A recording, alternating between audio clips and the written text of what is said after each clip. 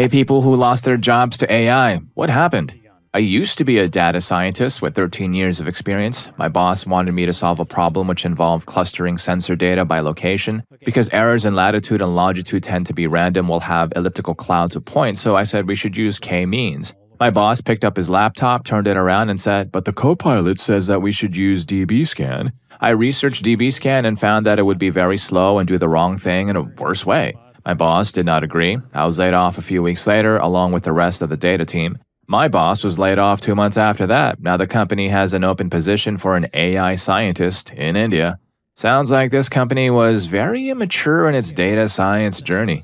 Story 2. Graphic designer here. I haven't been fully replaced yet, but the landscape has completely changed. Clients now expect me to use AI as a co-pilot, generating initial concepts, mood boards, and even rough copy in minutes, not hours. The job is becoming less about executing the first idea and more about curating, refining, and adding the crucial human touch and catching AI's weird mistakes. It feels like I lost my job and more like my job description was rewritten overnight. The pressure to constantly adapt is a real challenge.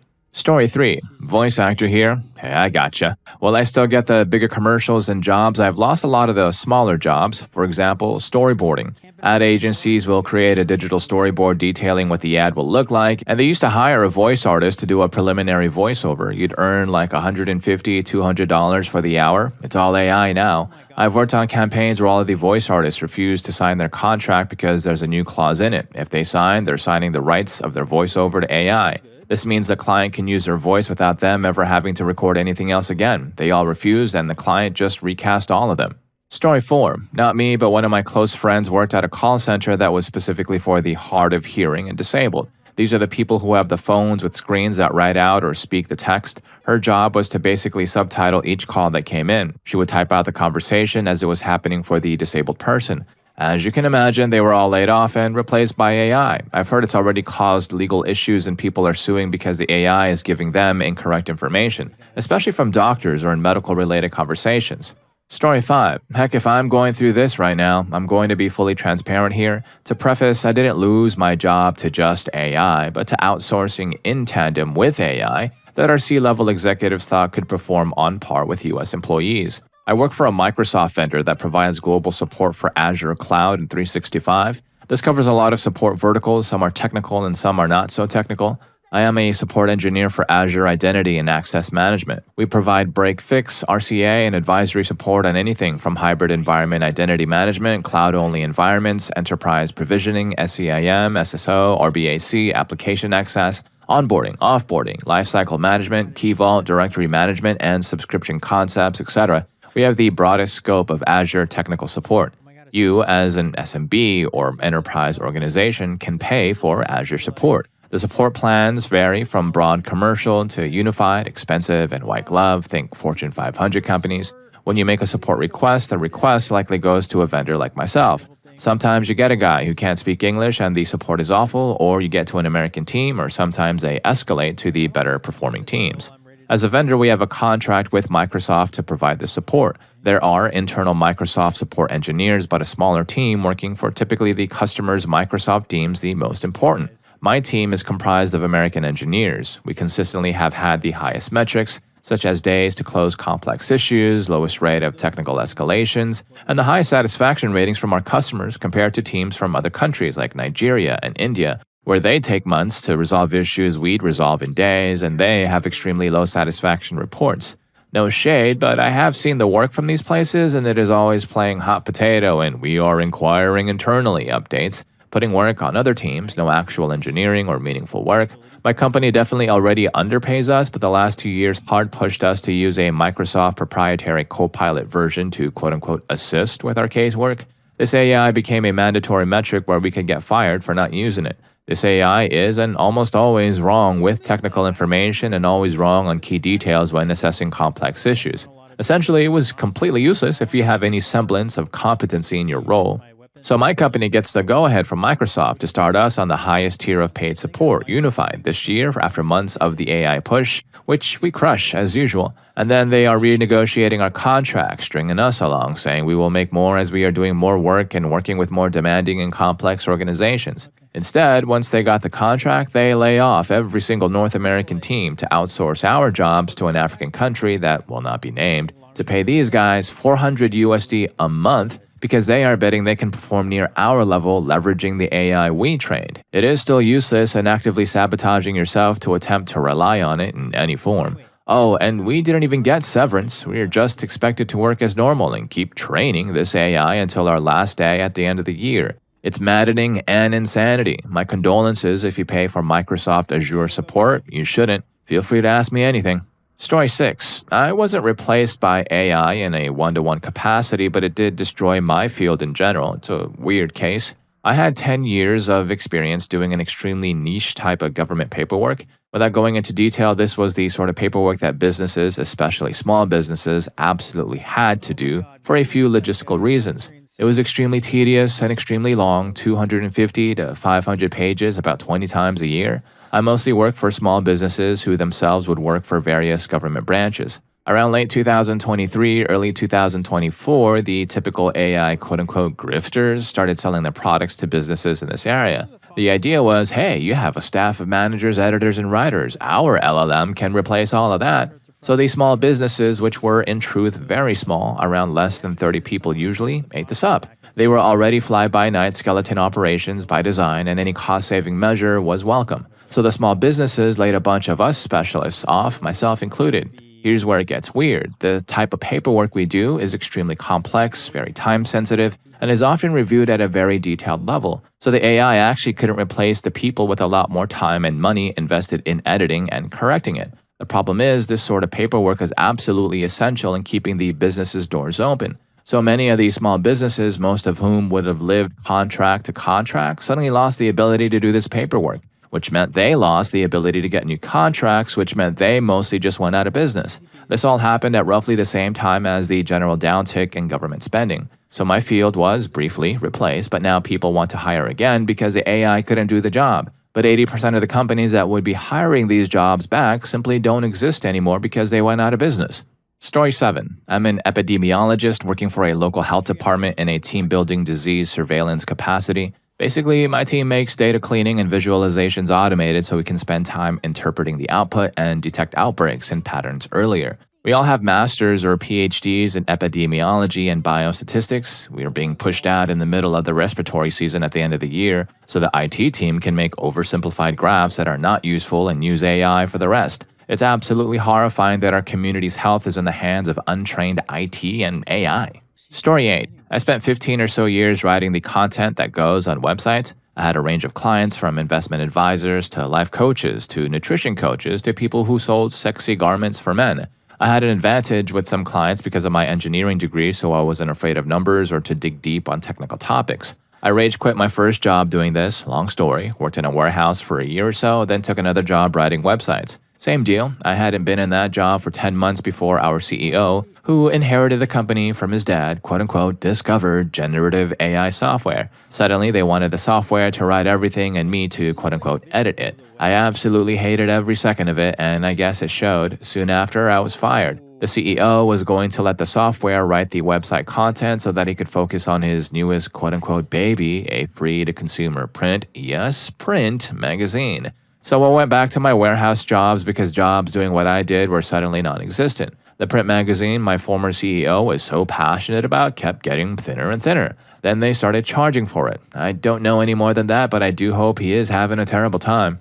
Story 9. Luckily, it was just my side hustle, although a lucrative one. I used to be a note-taker for technical meetings, including some remote meetings. Then various programs rolled out AI transcription services.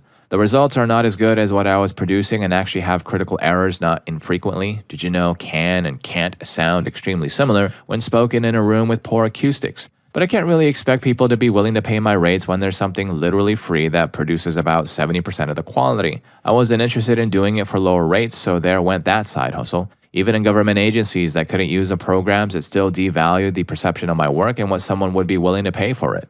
Story 10. I didn't lose my job to AI, but I did lose it because of AI. I was an editor for a website that relied on affiliate links for revenue, and once traffic dropped because of AI overviews, they were screwed. It seems a lot of publishers were in the same boat. The buyers tried to hire me back on a freelance basis, but didn't want to pay even half what I had been earning, LOL. Now I'm learning other skills like coding, but it seems like that might be a waste of time too. I've actually also been finding useful cases for AI and educating myself on it, so I'm hoping that will help. And I'm applying for communications jobs instead of editing because they're related and those jobs actually still exist.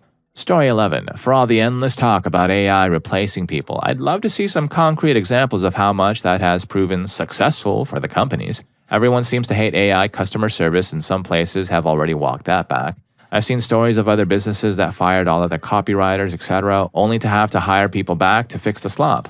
In my personal experience, it hasn't fully replaced people, but it's being forced down so many people's throats and workflows with the expectation that they should be able to produce much more work using the AI output. However, it's still constant mistakes, invite a lot of risk factors across many industries, and often add in more labor having to fact check or fix said mistakes.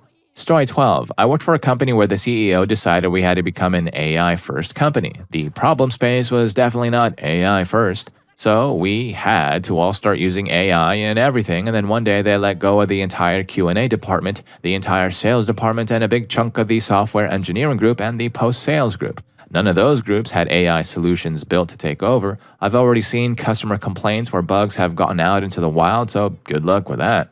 Story 13. Not lost yet, but insurance. I feel like the only reason we have people on our team is so that people calling in aren't talking to a robot. Other than that, claims, emails, appeals, and medical record readings are all done by AI. My boss says we need to focus on the important things, which is living up to customer expectations. So we have claims done by the day because now everyone is advertising how quick claims can get done. As time goes on, our teams get smaller. They even replaced our whole training department for newcomers. Your voice is now analyzed and used for grading for your reviews. It's also getting stored and sold as data. It's not a good thing, guys. Patience is a good thing to have, and tech has cut that short for a lot of people. Story 14. Marketing copywriter here. AI deleted the freelance writing market and decimated the bottom 50% of all corporate writing positions in a matter of days. Applicant pools went from 40 to 60 per job to 3,500 to 5,500 per job in under a month. It was so dispiriting that LinkedIn changed its UI to accommodate and obfuscate the insane increase in applicants. Individual jobs don't list applicant numbers anymore, they're just labeled by popularity. I have an inordinate number of accolades and degrees for my age. I've written a Super Bowl commercial and I've written for Joe Rogan, Post Malone, and others. I can't even find work. I'm now an OF content creator. Story 15. I'm an accountant, and in the past 6 months, I've seen 3 staff reductions at my place of employment, all of which had some effect on our departmental staff. Each has amounted to about a 10% staff reduction. January 8, 2026 is circled on my calendar because that is likely the last day I can expect to still be employed. My job is rote, time-consuming, and ripe for AI. Within a few years, I can't imagine there will be even 10% of the staff levels from 2023 and prior. This is a whole new world we're entering, and I don't think we're prepared for it. There should be massive government-backed education programs set up to help people learn new skills and re-enter the workforce. Instead, I really fear what is going to happen even when the AI bubble pops. I recently enrolled in a program at a local tech college to be a medical assistant while I'm waitlisted for the radiography program. I'm aware of the challenges, burnout, etc., but I need a job that can dependably be around for 25 more years. Story 16. I was hit with a 3-punch combo, outsourcing to Romania, automation, and yep, I'm the one who trained the Romanians and helped write the automation to make our jobs a little less taxing. Fired without notice after 11 years. Have no loyalty to your company. They will drop you without hesitation to save a buck. You and your family aren't human beings to them. That being said, I was overworked and underpaid. Since losing my job, I've now gotten 2 full-time jobs I can work simultaneously, remote, and have over doubled my income in less than a month. Don't get comfortable out there, people. Story 17. I haven't lost my job and I doubt I will, but I find the way people are using AI for a job like mine to be extremely concerning. I'm licensed on a national and state level as a mental health therapist. Right now, I do evaluations for mental health services and am not providing direct therapy services, but regardless, I don't think AI is capable of either of those jobs, at least not yet. There is a certain level of empathy you have to do the job or jobs, and I'm not sure a machine can fake it well enough. In theory, me doing evaluations could be replaced by AI, assuming clients could type back answers, but most people I see are woefully technologically illiterate, if not outright Luddite and technophobic, and refuse to interact with computers because they don't know how. I think even providing voice responses to a machine or an AI avatar would be so off-putting. People complain enough now about doing telehealth, which has become very widespread post-COVID. All that to say, the trend of quote-unquote replacing a therapist with AI is something that disappoints, frustrates, and outright scares me. I'm not sure a machine intelligence will ever be able to provide concise therapy services. It's one of those things that is a science that is more art than science. Generally, research shows that across the board, therapeutic interventions of any one school do about the same, but there is a human element to it. There's also nuance on diagnostics that I see reviewing others as documentation all the time because they're relying on a checkbox like AI would. AI bots that are essentially a kiss butt that just tells you what you want to hear are concerning. Reflection is a textbook skill for therapists, but as a client and therapist, one of the most memorable interactions I had with a provider was when I was at a very low point and expressing borderline SI, and they got angry and told me I needed to get over myself and cut the BS. That was almost 15 years ago, and I still think about it sometimes. It is concerning how they can and will reinforce reality distortions or outright delusions people have, not to mention the danger of people expressing SI or intent that are encouraged by machines that are easily jailbroken by just saying, oh, it's a joke/game/someone else. Like many other factors, I don't think people training these models have considered the risks, and frankly, I doubt they care, to be honest. We've already seen one high-profile case of someone who has passed away by ending it all, who had a chatbot encouraging them that sat by and did nothing. They said they fixed it, but I'm still skeptical. Because I'm not a doctor with a PhD or MD, people assume that being a therapist is some rinky-dink thing and I'm not a real medical professional and that anyone can do it. I had to work for over 1,000 hours under direct supervision before I was even free to see a client alone, then 2,000 more under indirect supervision before I obtained my license. Then I am allowed to independently engage with people, and even then there are still multiple guardrails and nets in place to prevent malpractice. Story 18. I was a copywriter. Fun stuff too. People who were making their own fantasy worlds for video games, D&D games, or board games approached me to rewrite their rule system in a flavor text way. It was good fun and helped fund myself through university. I don't remember what the pay was, but it was decent considering how annoying and time-consuming it was to make game rules sound interesting. But yeah, as soon as ChatGPT launched, I lost most of my clients. Why pay me for 5 hours of work to do what a prompt will do for free, I guess? Story 19. I worked for a major US-based insurance carrier. I wasn't actually fired, but they started pushing a lot of people out the door, and I left before I could be next. For the last few years, AI has been the big push. The goal was being able to generate a policy without ever needing to speak to a human, and if you file a claim, being able to submit photos, get an estimate, and pay out instantaneously and with minimal human contact. So they started implementing fully automated systems, laying off the most tenured employees and driving up the workload for everyone else. In my department, the fraud department, they started using AI to scrape claim files looking for fraud indicators to generate cases and then assign them out. It worked okay for some types of cases, but terribly for most others. But the company didn't care. They laid off the entire intake team. Company-wide, they reworked our metrics to be impossible to meet, then started routinely firing the bottom performers. Everyone, including me, saw the writing on the wall and started looking elsewhere. I can't speak for the rest of the company, but I suspect they are going to soon get hit with some massive lawsuits because AI and new employees make a lot of mistakes, and you can't make mistakes on contractual things like this. Too bad they laid off most of the legal team and switched the entire HR department to AI. For my small department, they lost centuries worth of experience along with most of their employees, and they are getting hit really hard by fraud rings that they used to be industry leaders in combating. Too bad everyone who knew how to deal with them was fired or driven away. I won't say who the company is, but if your insurance company's mascot is green and animated, you should know what your premiums are going to. Story 20. I worked in tech support for 16 years. After COVID, I noticed it was getting harder and harder to find work in my field. Since 2021, I've applied at hundreds of places and rarely ever get a call back or even a courtesy email. I started to suspect AI recruiting tools were rejecting my resume for arbitrary reasons. It's true that I had a couple of jobs I only lasted a year at, but I don't think that should completely invalidate me as an employee. I was making $135,000 4 years ago working for a large tech company, and now I can't even find full-time work. I work part-time in a mall and need to find a second job if I'm going to survive. So I don't think my position was replaced with AI agents, but I'm fully convinced AI tools are keeping me underemployed. I lost my house, my car, my mental health, and most of my possessions all because I don't fit the 100% perfect criteria for a remote tech job I have lots of experience in. And if you're enjoying the video, don't forget to hit that subscribe and like button for more videos just like this. Story 21. Lost my job as a copywriter/content writer. I've thankfully settled into a strategy role on how to use content to achieve things instead. That's something AI hasn't quite figured out yet. I was replaced as they thought AI could come up with better content than I could.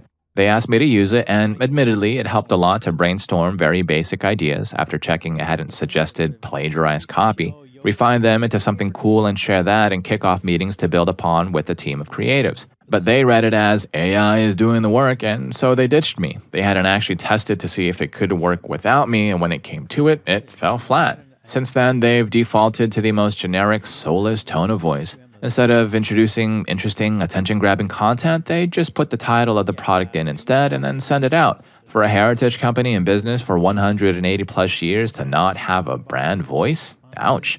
Fair enough, money will always win, but I do laugh when all the companies that use AI see it as the second coming. It also complained that their tone of voice and branding seems to have just fallen off a cliff in the previous years. They can't seem to connect those dots, or I suspect they don't want to, or more likely, it doesn't matter to them. I'd say it's a lesson about modern business leaders and one that I don't see enough people understanding. It's no longer about having some respect for your product or customers, offering something of quality to the world or staff, a livelihood and career, nor is it about doing some kind of good in the time we're here. It's only about money. My advice to those struggling to understand this is stop trying so hard to prove your worth to these parasites. Stop pushing to improve your output. Just press the button on the robot. Stop innovating. Just press the button on the robot. Stop trying to impress and showcase your ability. Just press the button on the robot. Keep your creativity for yourself. You'll be paid or laid off either way. Story 22. Not directly me, but I'm a printer that also does graphics and stuff. The amount of posters and flyers I've printed that were made with AI is insane. All of them have mistakes too. Clients also refuse my spell check and print data check way more often to cut costs. I bet some poor folks got fired in those departments. Luckily, I started working in merchandise for musicians. All of our clients care about human-made graphics on their shirts and hoodies. Story 23. This is fresh for me. I was laid off on October 3rd. I'm a social media manager. My company closed down the entire brand department, including designers and copywriters. They thought AI could produce all the social media content, which it technically can, but the content is terrible. In September, my content had reached over 3 million people. The content they've posted in October has reached about 45,000 people so far, and already generated some pretty negative feedback from the community. Anyway, they realized very quickly that AI can't post that content, so they've taken me back as a freelancer 2 days per week to manage the channels without having to produce any of the written or visual content. Very strange times. Story 24. Late to the party, but here's my story. I was set to work on a children's book for the school I worked for. I told them straight away I wouldn't sign up if there was AI. They used AI art for their last children's book, and apparently the kids hated it. They laughed and told me it was all going to be from my imagination, so I wrote it and started to put together some clip art like they asked to make the book. Then I had a lupus flare-up. I was out a whole week, and when I came back, they said the book was ready. However, when I looked at it, yes, it was my writing, but all the clip art had been replaced with the ugliest AI art I had ever seen. I faked ignorance and asked who illustrated it. Excitedly, my boss showed me the AI tool she used. I cried all the way home, and for the next few hours, I was already a fiction author, and if this new book with AI art got onto Amazon like they planned, it was going to ruin my reputation as a very anti-AI author. I texted and asked to have my name removed. One batch had already been sent out and it was too late, but they felt bad and decided to give me a pen name for the next few batches. I parted ways soon after that. Story 25. I had a part-time job for a local private jet hire company. I was a sole person meticulously writing blog posts. It might sound redundant, but due to the age of the people booking flights with us, boomers, they loved it. One part of the editing process was fact-checking, think statistics on bookings per year, updates to safety advice, etc. A year passes with the blog growing month to month, yet they decided to get rid of me and write the post with AI. Every single post had inaccuracies and promised more than what I remember we could deliver. I checked the other day and the company removed the blog entirely since nobody was reading it anymore. I wonder why. Story 26. Many people are being put into positions where they are building and training the AI systems that will ultimately replace them. And they know it, and their bosses know it, and the bosses know it's going to replace them too. But what else are they going to do? There is nowhere else to go, and if they say no, they'll just get fired and someone else will do it. Bills to pay, families to take care of. All this, and I can say honestly as someone close to AI development that it is not ready to replace people. I'll openly say that correct, responsible usage of AI in the right places can make people more effective, But the person is still the key, even in things like coding, but I still see it happening across industries. Fun times. Story 27. Up until March of this year, I was working for a 100,000 plus employee biotech company. Big name. If you ever set foot in a lab, at least 30% of the products and up to 50% come from this company. I left before the layoffs, but AI has replaced a significant amount of scientists working in tech support. Nearly all of my peers and myself have PhDs. Some have been away from benchwork research for years, spanning into decades. There was nowhere for these employees to go. They also sacked a ton of technical sales specialists too. I knew the writing was on the wall when I started using ChatGPT for troubleshooting advice. By the time I got onto disability, it could analyze Western blots and even flow cytometry data with ease and accuracy. If I were still at the bench, I would certainly use ChatGPT as a starting point before picking up the phone to call tech support. When the first round of layoffs started happening, I considered myself lucky for becoming disabled by MS. Survivor's guilt in the form of progressive neurodegeneration. I miss my brain and my body and grieve heavily for the current state of scientific affairs in this country. I read the biotech subreddit often. Scientists are resorting to gig work now to make ends meet. I never went into research with the intention of being wealthy, but it was certainly something that was assumed. Surely, a PhD should protect you from financial hardship, especially if it comes from a reputable university. Many of us postdoced at medical schools too.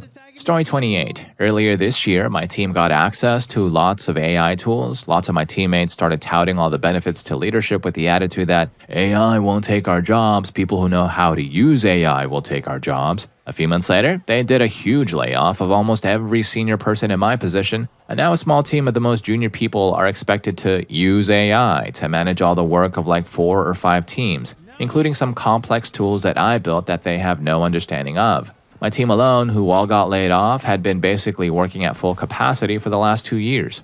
Story 29. I was a writer who did commissions. Over 6 years, I did over 300, from articles to fanfics to NSFW and novellas. It was my full-time job, and I loved it. When AI started over a year ago, I slowly started to have fewer and fewer jobs. Even though on Fiverr I had 5-star reviews and more than 56 client recommendations, it wasn't my fault, but rather AI's. So I stopped having commissions, and that was the end of it. I need to find another job, but now my priority is to enter college and focus on my own writing. From 3 works, I have earned $11 in over 1 year and 2 months, while in only 2 years I earned around $7,600, which is quite a lot for my country. So it shows a disparity. I feel bitterness, and yet I have a memory that I was once so well-liked, and when I doubt my skills, I can see how much work I had and with frequent clients. But it is true what Beethoven said in the 1800s, nobles and generally people do not care about art, about the artist. It is a commercial thing, something that they can hear in the background that they enjoy shallowly without true recognition. They do not value art, but they enjoy it. This is the same problem. Art, too, is devalued of any value. And so doing quote-unquote art with AI that is free and looks good for them is enough. And they do not care truly about depth or the artist who lives from it. I will study literature, and honestly, I am just doing it in hope of getting a position as a professor at the college and for the scholarships. But I do not have much of a prospect for the future in those terms. I suppose that the only thing I am good at is writing and teaching, so in a sense, it is very painful. Story 30. My partner lost his job to AI last week. After a year of being unemployed after completing his postgrad and looking for entry-level roles in his industry, sports journalism, he finally got a job as a freelance football writer. He worked for this online football news website, which gave him the most awful, exploitative work contract. But because he couldn't find any other work, he was forced to accept the offer. He worked tirelessly, forced to write a minimum of 10 stories a day, unpaid overtime, sometimes doing 10 to 11-hour days with no breaks for a minimum wage. Over the last couple of months, the company noticed through their analytics a sharp decrease in website views after the introduction of Google's AI overview feature, which automatically gives you an AI-generated response whenever you Google something for an answer. So, answers that would typically be found in a news article written by a real human that you had to click on a website to find are now being replaced by Google's AI overview feature, essentially stealing information from articles posted online by writers and amalgamating it into an often incorrect answer that makes people no longer have to click on websites. The company is losing a ton of money as a result of not getting any clicks, and the CEO has fired over 20 people, editors included, with many years of experience, as they are struggling to cover the costs of writers' salaries. As a freelance writer, his contract had no real financial security, and he was let go with immediate effect with no notice or severance pay. He worked there for 10 months and is now applying for customer service jobs so we can make ends meet next month and afford our rent. Story 31. I was a customer success engineer giving support for a technical program in the architectural field. First, in my job, they demanded that every client that raised a ticket, I should use AI to create an article that detailed a step-by-step solution for the problem as a blog post to be sent to the client for them to solve, and that same article is then used by the ticket platform AI to suggest solutions to the clients to solve the issue. I hated it with every bit of my soul because the AI generated so many errors that you had to spend so much time to correct, and then translate it to another language and recorrect it again. But I lost it because the boss wanted to prepare a webinar with the new capabilities of the new version of the program, so it was basically generate content by one AI to be sent to another AI for slides and things. The amount of stuff that AI generated was so much that by doing it by hand would be more productive. On the last day of the job, the boss tried to prove that we were the ones that didn't know how to use it. He spent more time trying to finish one article and he failed miserably. The next day, I was fired. Story 32. I was an editor for a magazine until fairly recently. I didn't actually lose my job to AI. I lost it more to a transition toward using freelancers. However, now that I'm job searching, it feels like I've already lost my next job to AI. Positions as an editor, researcher, translator, content manager are much fewer than the last time I was job searching, and they all seem to require that you use AI, I'm guessing to try to squeeze 3 employees' worth of production out of 1 employee checking an AI's work. It feels a little dystopian, but I also am probably just behind the times and need to start dreaming of electric sheep. Story 33. Social media videographer and editor. I haven't lost my job yet, but clients are increasingly expecting things to be done quickly, with AI, that they don't fully understand. Scripts and video concepts are largely being created by AI with some human modification, putting stress on our writers to output an insane amount of content. Edits which previously were given lots of thought and care to match the client's brand standards and tone are being put through auto TikTok, clickbait-style captioning, and graphics addition tools. As a previous comment said, we use a lot of AI voiceover where we'd previously hired voice actors. I had one project that was quite expensive and difficult to produce get scrapped entirely after final delivery and replaced with AI video, VO3, so it wasn't even very good. While I haven't lost my job, I've lost a lot of what made it fun and creatively fulfilling instead of being told to output higher and higher volumes of content. No fun. Story 34. I have a BFA in digital art and used to work almost solely in Photoshop and After Effects. My last creative job was as a photo editor for a company that did youth athletics photography centered in Los Angeles. Think your kids' picture day photos for their soccer, little league, or cheerleading team. The month after I got hired, the pandemic hit, and there were no more sports, no more photo shoots, no market, and on top of that, our secondary office burned down in a fire. I'm not even kidding. So I was let go and couldn't find work for ages, and now even Adobe charges you more money for AI in their own software. I couldn't find a job anywhere anymore as an animator, a video editor, or graphic designer in the job market in LA. With the strikes and the layoffs, it's a harsh market to be in. So now I'm a bookkeeper, and even that is being eaten away internally by Intuit. It's like I can't win. Story 35. Sorry to use this as a soapbox, but I want to give this spiel as often as I can in conversations like this. I think it's important to remember that this sort of thing isn't really as new as it may seem. It's affecting different sorts of jobs now, but technology and its productivity boons, on paper if not in practice, has been challenging jobs for decades now. We are very much in the midst of a technological revolution following our previous industrial one. And just like then, without proper regulations and adjustments from those in power, it will inevitably result in less work being available. Now, to be fair, AI still presents a lot of unique issues in terms of art theft, cultural impact, etc. But talking specifically in terms of labor and such, like all of our other new tech, the issue isn't so much its existence, but the system it exists within. Us not having to work as much should be a good thing, but as it is, all that potential for benefit is instead seen almost exclusively via profits. I feel one of the best actions we can and should be pushing for now is a lowering of the average work week, alongside regulation ensuring income remains consistent. Not only does this actually allow us to see some of that benefit in, well, not having to work as much, but also crucially helps ensure that there's more individual jobs to go around. Thanks for hosting my TED Talk. Story 36. I didn't really lose my job, but my income has pretty much dried up. I graduated in 2011 with an AA in interaction design. The degree focused on web design, graphic design, and video design. I couldn't find a job when I graduated. No experience plus no bachelor's degree equals no job, so I started freelancing. I did mostly content creation for companies, writing articles and blog posts. I love that work and it paid a lot, but it eventually got outsourced to the Philippines. I'm sure it's all AI now. Then I switched my focus to web design and logo design. I did that for a few years, but I was competing with do-it-yourself programs like WordPress and Square and now AI and Canva. And that work dried up pretty quickly after I started. And over the past 2 years, AI has killed off any logo/graphic design work I was getting. I now make more money selling coloring books and t-shirts on Amazon than I was making doing freelance graphic design. I'm making a quarter of the income I made last year, and with the prices of everything going up, I can barely keep myself afloat. I don't know what I'm going to do. I know I should probably get a real job, but I live over an hour away from the nearest decent-sized town. I have no references, I don't own work clothes, and I don't have a car. I hear remote work is pretty hard to find these days. Plus, after freelancing for so long, I can't imagine working for someone else. I like making my own schedule. I'm sure I'll figure something out, as I always do.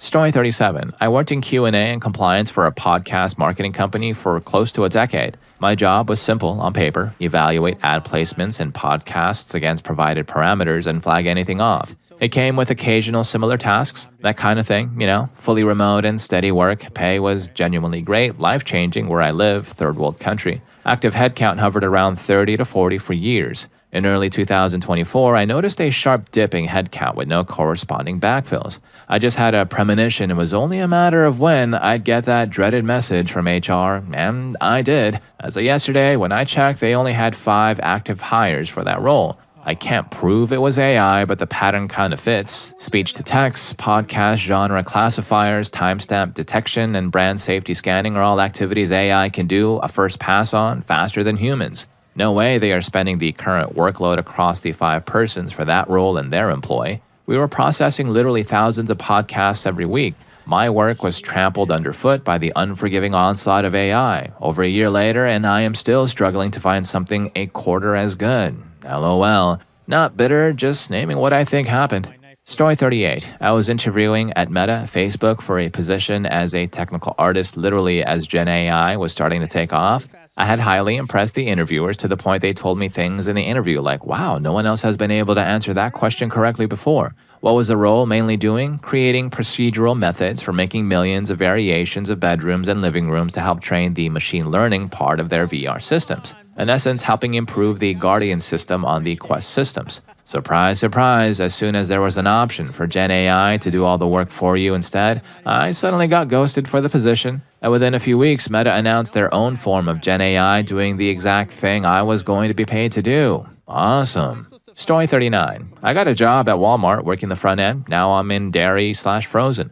I actually do a lot more: meat, produce, online orders, cart pushing, freight, seasonal maintenance, or whatever else they decide. I work 5 times as hard for about 5 times less. The challenges I get for a minimum wage is insane. I was doing data entry. I was a digital nomad, just blowing money like crazy, gambling, drinking, and partying. I didn't give a flip. I'd sleep on couches and tents outside or in a hotel or a motel. I tried looking for another job doing what I was doing, but they want you to take courses or they're scams or whatever, scam after scam. It turns into a sales thing, or it's not even remotely as described.